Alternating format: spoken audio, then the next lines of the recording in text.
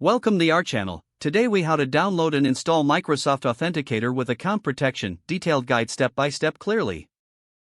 To download and install Microsoft Authenticator, begin. If you are using an iOS device, go to the App Store. If you are using an Android device, go to the Google Play Store. In the search bar, type Microsoft Authenticator. Locate the app in the search results and tap on it. Click the Get button on iOS or the Install button on Android. Wait for the app to download and install on your device. Once the installation is complete, open the Microsoft Authenticator app. You may need to grant the app permissions for notifications and camera access. After the app opens, select Get Started or tap on the plus sign to add an account. You will be prompted to sign in to your Microsoft account. Enter your email address associated with your Microsoft account and tap Next.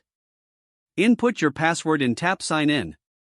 You may be asked to provide two-factor. Follow the prompts to complete the verification process. Once verified, you will be taken to the main screen of the app. To add additional accounts, tap the plus sign again.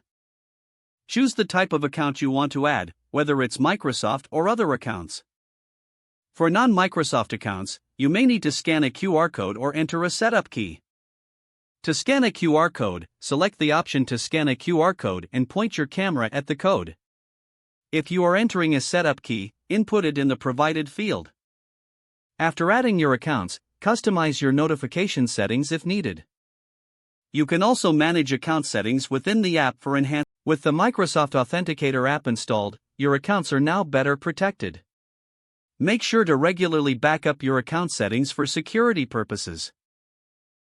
Remember to keep the app updated for the latest security features and improvements. Congratulations, you have successfully downloaded and installed Microsoft Authenticator with account protection. If the page does not load, refresh the browser or try again in a private or incognito window. Make sure you are using the correct email address, then retype it carefully to avoid small typos.